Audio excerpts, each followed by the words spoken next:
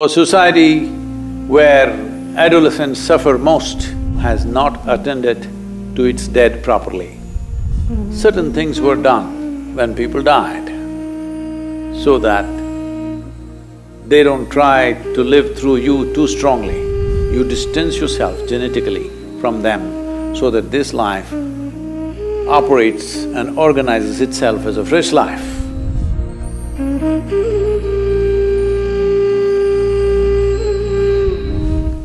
Well, it is Mahalaya Amavasya in the next few days. This is a time of the year where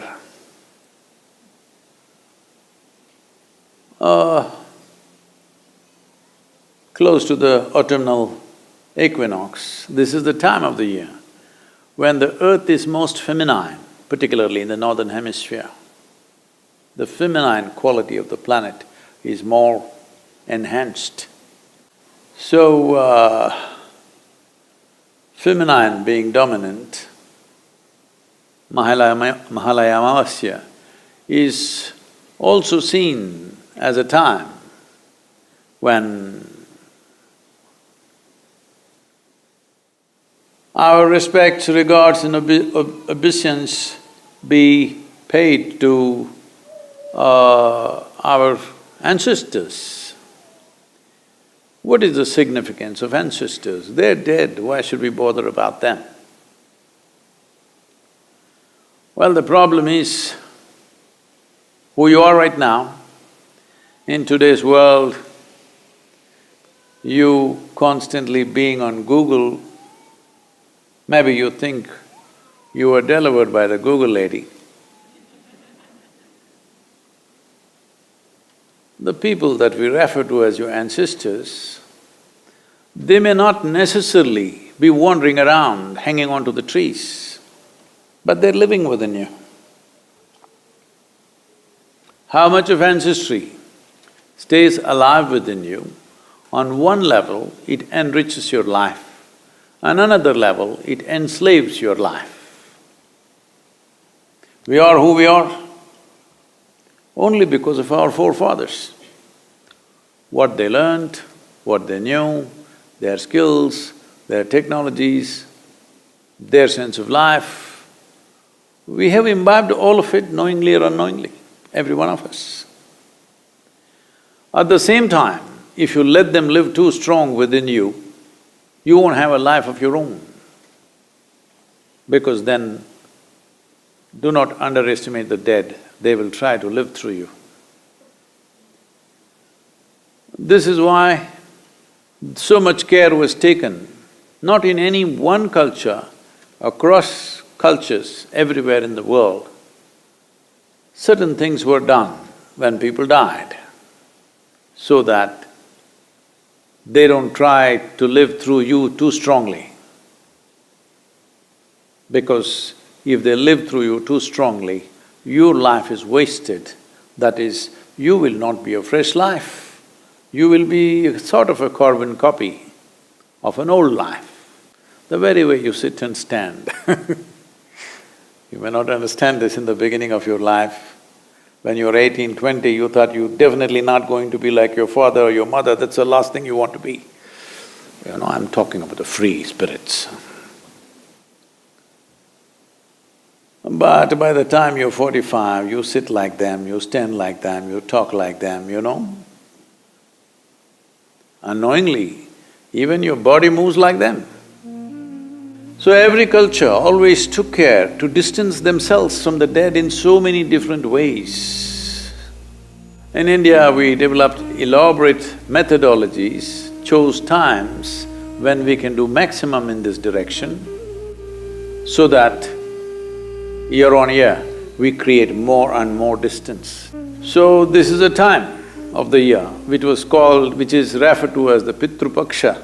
That means this is a time to attend to your ancestors. You may know them, you may not know them. Up to 12 generations of people are usually attended to so that they don't try to live through you. You distance yourself genetically from them so that this life operates and organizes itself as a fresh life, as a new possibility, that it doesn't become a repetition of the past. So this, we are right now at this time on the Mahalaya Amavasya in the yoga center, I think anywhere between 20 to 25,000 people will do the necessary processes to distance themselves from their ancestors. They may be dead long time ago. How we handle the dead has substantial relevance to one's life. I've said this before, which now going into research mode in some places, because what you observe with life is no more research. You have to observe the lab rats, whether their ancestral behavior has influence on them. Only if it's true for rats, it's true for you. Rat race, you know. Well, even among them, it's been noticed that one experiment, I think this happened in the Emory University, if I'm right, or I could be off in terms of university, some premier American university for sure. They made this small experiment where a bunch of rats were given nice a cherry blossom smelling cheese. They lapped it up one day. Next day when they came to eat, when they bit into the cheese, they got an electric shock. You know, humans. And again, a few days, they did this, that whenever they bit into this cherry blossom smelling cheese, they got a shock. 7 generations of rats would not go anywhere near cherry blossom smell. They learned their lesson, I'm saying. And these generations did not live together in case they're running a school. They were separated. So wherever they were, for 7 generations, their learning remained. It's only in the 8th generation, it started dissipating. So it is true with rats, it must be true with you. I mean, I'm going by the data. But we know always it's true with you. Both positives and negatives are true with you. Both positives and negatives, if it become very strong influence upon your life, they turn into a negative process. It may be positive, but if it becomes a very strong influence, then it becomes negative because whatever your 7 I'm only going 7, okay? Mahalaya Amavasya we're going to 12, but in case, because you're all covered, I can't make out whether you're Homo sapiens or rodents. Really, we all looking funny these days?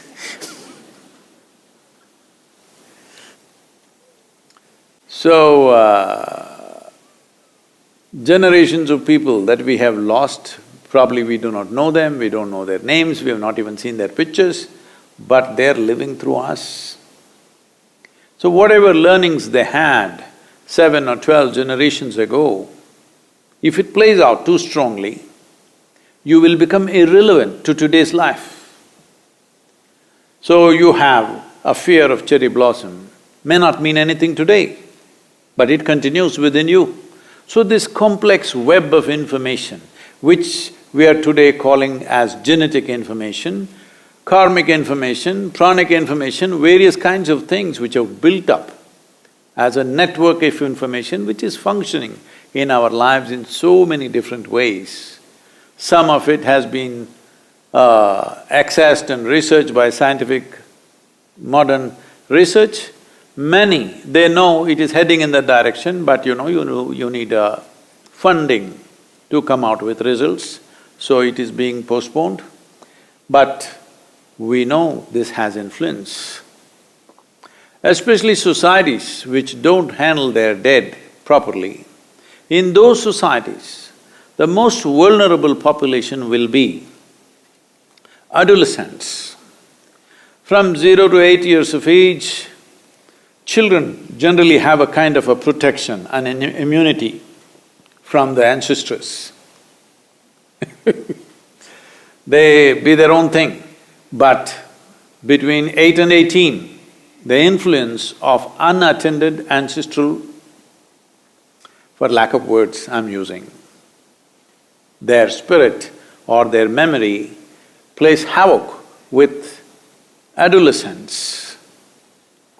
So a society where adolescents suffer most, it's the best part of your life in many ways, but they suffer most, that society, you must know, has not attended to its dead properly. So this is a time of the year where even if we have not done something in the past, everybody makes an attempt to deal with the ancestral dead so that their influence is limited in our lives. We appreciate who they were, we appreciate their contributions, we have this kind of body, this kind of brain, this kind of learning, this kind of whatever. In all that they have a role, we appreciate that. At the same time, we want them to stand a little away from us so that we can live our own lives. This is important. Otherwise, their influence will be very, very strong. Adolescents and post-pregnancy women are most vulnerable for these forces. It is very important. If there are such people in your homes, you must attend to this. So Mahalaya Amavasya is that day